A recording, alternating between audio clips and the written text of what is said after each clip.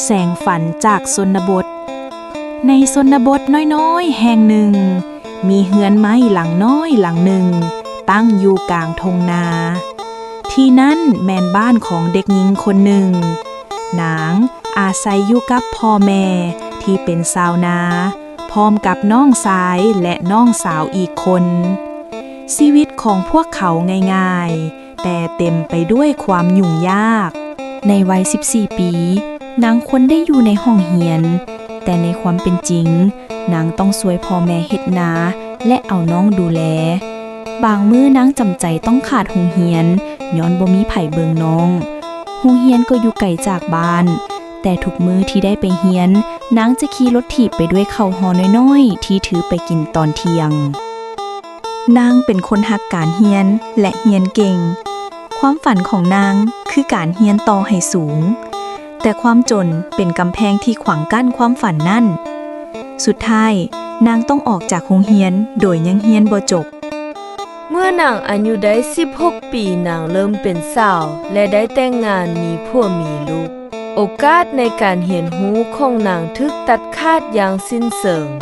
การแต่งงานในวัยยังน้อยบ่มีการวางแผนชีวิตเฮ็ดให้ชีวิตในชนบทยิ่งยุ่งยากขึ้น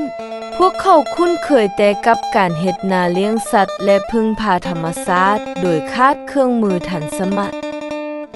จนมื้อหนึ่งนางได้มีโอกาสสนทนากับเอื้อยข้างเหินคนหนึ่งผู้ที่เคยไปเรียนจบและเฮ็ดเวียกอยู่ในเมืองเอื้อยคนนั้นได้เล่าถึงชีวิตในเมืองความเจริญและโอกาสในการเรียนรู้คำเล่านั้นเหมือนแสงไฟดวงน้อยจุดประกายในใจของนาง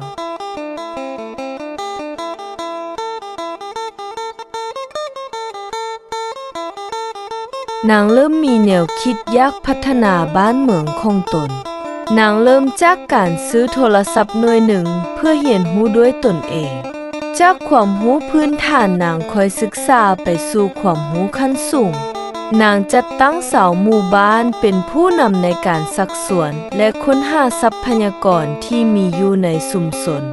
เช่นการเลี้ยงสัตว์การเฮ็ดไร่นาและการซอกหาพ่อค้ามาลงทุนเพื่อก่อตั้งกิจการร่วมกัน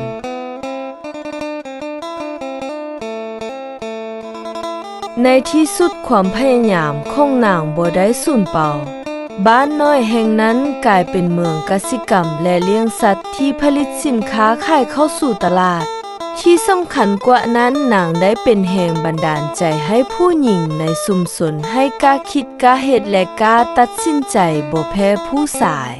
ถึงแม้นางจะบ่ได้เรียนจบสูงแต่นางได้เรียนจบชีวิตและกลายเป็นผู้เปลี่ยนแปลงของบ้านเกิดตนเอง